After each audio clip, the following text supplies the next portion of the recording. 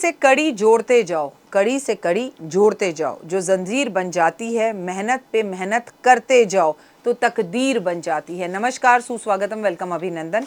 मैं हूं आपके साथ आपकी अपनी होस्ट दोस्त डॉक्टर वाय राखी। आपका स्वागत अभिनंदन करती हूं आपके, मेरे और माता रानी के इस खूबसूरत से यूट्यूब चैनल पर। कैसा है मेरा ये संसार? आप दिन दुगनी रात चौगनी तरक्की करें, जीवन के हर क्षेत्र में आपको सफलता मिले। वाणी पर कंट्रोल रखकर, ज़बान पर कंट्रोल रखकर, हाँ जी प्लीज़, आप लोगों के आगे झुककर, उनके आगे प्लीज़ बोलकर अपने सारे कामों को बना सकते हैं। नहीं नहीं, ऐसा नहीं है कि झुकने वाला खराब होता है या जीवन में सक्सेस नहीं पा पाता या लोग उसका मजाक उड़ाते हैं। ये अपनी अपनी सोच है।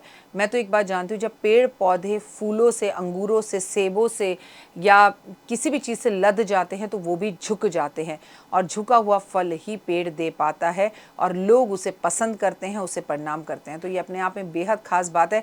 झुकने को आप कभी गलत ना समझें। आज के कार्यक्रम की शुरुआत करेंगे 21 जून, शुक्रवार का दिन। शुक्रवार को ही ज़्यादातर त्यौहार पड़ते हुए आपको इस महीने में दिखाई दे रहे हैं। अभी इससे पहले जो मैंने वीडियो शूट करी, उस वीडियो पर मैंने संक्रांत शूट करी, वो 14 जून की थी और उस दिन भी शुक्रवार था। और आज हम जून के महीने की पूर्णिमा की बात कर रहे हैं। पूर्णिमा की तिथि के बारे में हम आपको बहुत कुछ इस कार्यक्रम में बताने वाले हैं जो आपको करना है, लेकिन हमेशा की तरह वीडियो की शुरुआत बिलीव इन कर्मा।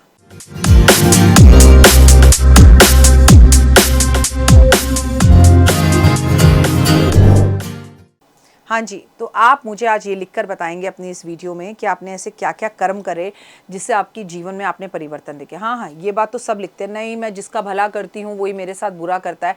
कभी आपने सोचा जिसका आप भला करते हैं वो आपके साथ बुरा क्यों करता है और आपके साथ बुरा क्यों होता है?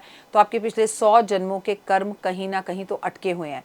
कुछ ना कुछ तो गलत हो रहा है, कुछ ना कुछ तो ऐसा हो रहा है। अब हमें आगे पीछे के जन्मों का तो पता नहीं, इस जन्म में तो हमने गलत किया नहीं, इस जन्म में भी हम बहुत गलत करते हैं। मसलन आपकी एक सहेली आपसे अपने घर की बात करती है और बहुत पर्सनल होकर, टूट कर, उसे किसी सहारे की ज़रूरत है और वो आपसे अपने मन की बात को बताती है। और वो मन की बात आप अपने घर में पति को, रिश्तेदारों को, अपनी बहन को, आगे अपनी और उसकी एक कॉमन सहेली को बता देते हैं। और आप मजाक भी उड़ाते हैं और कई बार मज़े भी लेते हैं और कई बार चुप भी रहते हैं। लेकिन आपने एक राज को दूसरे राज को बताकर उसका दिल तोड़ा है, उसने आप पर भरोसा किया, उसका भरोसा तोड़ा है। ऐसा करने से आपके कर्म खराब होते हैं और आपको इस बात का एहसास भी नहीं कि आपने कर्म खराब किए हैं। तो कई बार हम सड़क पर चलते हैं, चींटियां हमारे पैर के नीचे आ जाती हैं, हम नहीं मारना चाहते, हमें पता भी नहीं होता, पर आ जाती हैं, तो वो कर्म खराब हो जाते हैं। ऐसे लाखों कर्म मैं आपको बता सकती हूँ जो अनजाने और अनजाने में हमसे हो गए हैं। कई बार हम उसका भुगतान भर रहे होते हैं। लेकिन जब पूर्णिमा, एकादशी, द्वादशी ये चीज़ें आती हैं तो इन पर पूजा पाठ, आराधना अर्चना करके, छोटे छोटे उपाय करके अपने उन खराब कर्मों को हम सही कर सकते हैं। जैसे शुक्रवार का दिन है, पूर्णिमा है और 21 जून है। मैं आपको यह बात क्लियर कर दूं कि शुक्रवार वाले दिन अगर पूर्णिमा हो तो उसका महत्व बहुत ज़्यादा बढ़ जाता है। वैसे तो पूर्णिमा का महत्व अपने आप में ही ज़्यादा है, लेकिन अगर वो शुक्रवार वाले दिन पड़े तो महत्व ज़्यादा हो जाता है। शास्त्रों में कहा गया है कि हर पूर्णिमा पर हमें पीपल के वृक्ष की पूजा करनी चाहिए और माँ लक्ष्मी का आगमन पीपल के वृक्ष में रहता है। इसलिए सुबह सुबह पीपल के पेड़ पर जाके गाय के घी का दिया जलाएं और पीपल के पेड़ पर मीठा जल अर्पण जरूर करें। और समझदार महिलाएं जो सदा सुहागन और सुहागवती रहना चाहती हैं, उन्हें श्रृंगार का सामान अर्पण जरूर करना चाहिए। पूर्णिमा वाले दिन माँ लक्ष्मी के लिए खीर जरूर बनानी चाहिए। उनके चित्र के सामने, उनकी तस्वीर के सामने, उनके श्रीयंत्र के सामने उसे धोकर हमें चंद्रमा की रोशनी में रखना चाहिए। गंगा जल से स्नान कराना चाहिए, गाय के घी का दिया जलाना चाहिए, माँ को हल्दी, कुमकुम और अक्षत अर्पण जरूर करना चाहिए, माँ को इत्र जरूर लगाना चाहिए। लक्ष्मी जी के सामने जो कौड़ियाँ आप रखते हैं, गोमती चक्र रखते हैं, उसे एक चांदी की कटोरी में रखें और उन पर भी हल्दी, कुमकुम और इत्र जरूर लगाएं। दिन दुगनी रात चौगनी आप तरक्की करना शुरू कर देंगे और स्थिर रूप से आपके घर में पैसा टिकना शुरू हो जाएगा।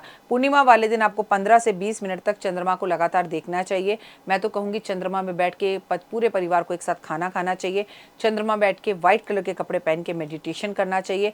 चंद्रमा की रोशनी में हर पूर्णिमा को खीर या पानी रखना चाहिए और फिर उस पानी या खीर को ग्रहण कर लेना चाहिए। इससे आपके, अगर आप पूर्णिमा वाले दिन चंद्रमा की रोशनी को लगातार देखते हैं तो आपका चंद्रमा तो स्ट्रांग होता ही होता है कुंडली में, आपके नेत्र भी खूबसूरत हो जाते हैं। जो लोग थोड़ी देर भी पूर्णिमा की रोशनी में बैठते हैं चंद्रमा के सामने, उनका व्यक्तित्व, उनकी पर्सनैलिटी में जो निखार आता है, उनके सारे सपने पूरे होते चले जाते हैं। मात्र वहाँ बैठकर शिव चालीसा पढ़ें, नमः शिवाय का जाप करें, ओम नमः शिवाय का जाप करें, ओम नमः शिवाय शिवाय नमः का जाप करें, गायत्री मंत्र का जाप करें। और ओए होए अगर कहीं आप विष्णु सहस्रनाम, लक्ष्मी सहस्रनाम पढ़ लें तो वारे न्यारे हो जाएंगे आपके। अगर पूर्णिमा वाले दिन चंद्रमा की प्रकाश में गर्भवती महिला बैठे तो उसका गर्भ स्वस्थ और समझदार और खूबसूरत बच्चा उससे पैदा होता है। इस दिन नित्य कर्म कर कर आपको पवित्र होकर कि आपको मिट्टी के दिए में हनुमान जी के सामने भी चमेली के तेल का दिया जलाना चाहिए। इससे स्पीड से कर्जा उतरता है। अगर इस पूर्णिमा वाले दिन आप 800 ग्राम गाजर जो है हनुमान जी को अर्पण करने लगे और मिट्टी के दिए में उनके सामने चमेली के तेल का दिया जलाएं तो कर्जा बड़ी स्पीड से उतरता है। आप में से बहुत से लोगों ने बोला अब गाजर बाजार में मिलनी मुश्किल हो गई है, तो अगर आपको गाजर 800 ग्राम नहीं मिल रही तो उसकी जगह पर आप जिमीकंद 800 ग्राम ले सकते हैं। लेकिन इन उपायों से कर्जा अगर है तो उतर जाएगा, और अगर नहीं है तो कर्जा कभी चढ़ेगा नहीं। और भगवान की इतनी असीम कृपा आप पर होगी कि धर धर धर धर करके पैसा आएगा और लाइफ में आपको सक्सेस मिलने लगेगा। जब मेरे उपायों से आपको कुछ भी फ़ायदा हो तो अपने कर्म अच्छे करें और कमेंट में लिखें ज़रूर कि ये उपाय हमने किया था, इससे हमें बहुत फ़ायदा हुआ। मेरे लिए नहीं, जो और लोग इन उपायों को कर रहे हैं उनकी हिम्मत और ताकत बढ़ती है, उनका भी मन करता है उपाय करने को कि इस भाई या बहन को फ़ायदा हुआ है तो मुझे भी ज़रूर होगा। तो चारों तरफ खुशियाँ फैलाइए, अच्छी न्यूज़ फैलाइए, अच्छी बातें कीजिए, तो आपके साथ भी अच्छी बातें होंगी। आप बुरा बोलेंगे तो बुरा होगा, नकारात्मक बोलेंगे तो नकारात्मक होगा। कोई भी उपाय अपना असर 2 दिन में नहीं दिखाता, उपायों को लगातार करना चाहिए। पूर्णिमा वाले दिन पितरों के निमित्त हमें ज़रूर जल पीपल के पेड़ पर अर्पण करना चाहिए, या पितरों के नाम पर कोई भोजन हमें दान करना चाहिए। इस दिन हमें एक कच्चा घड़ा लेना है या एक मटका लेना है, उसमें थोड़े चावल चीनी मिलाकर पानी भरकर अगर लाल कपड़े में लपेट के ब्राह्मण को दें तो भगवान की और हमारे पितरों की असीम कृपा होती है। पूर्णिमा वाले दिन सुबह माँ लक्ष्मी के मंदिर में आपको पुष्प गुलाब के अर्पण ज़रूर करने चाहिए, और जो लोग ऐसा करते हैं माँ की उनके ऊपर असीम कृपा होती है। मैं आपको बता दूं, इस दिन आप अपने घर में खुद भी 16 श्रृंगार करें, पूरे घर में गुलाब जल का पोछा लगवाएं, पूरे घर में गुलाब जल छिड़कें, अपने घर में कमल के पुष्प रखें, आप माँ लक्ष्मी को कमल के पुष्प अर्पण करें।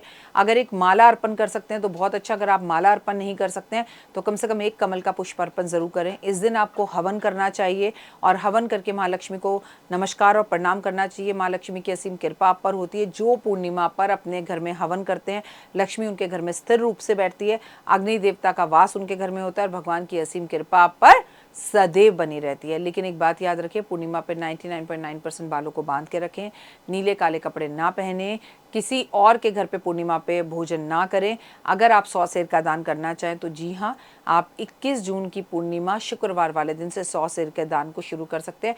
इसमें कोई भी 100 आइटम आपको दान करनी है और हर आइटम का जो वज़न है वो 1 किलो होना चाहिए।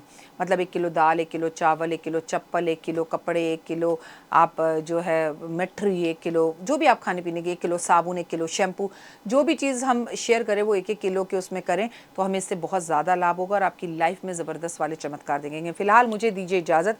आपका दिन शुभ और मंगल में हो, परमपिता परमात्मा से ऐसी कामना करती हूँ। कमेंट्स में जय माता दी लिखते रहिए। जो जय माता दी लिखते हैं मैं हर मंदिर और गुरुद्वारे में जाके प्रार्थना करती हूँ कि माँ जिसने मुझे सब्सक्राइब कर रखा है, प्रभु जिसने मुझे सब्सक्राइब कर रखा है और जो रोज़ जय माता दी लिखता है उसका भला हो, उसके परिवार का भी भला हो। कमेंट्स में जय माता दी।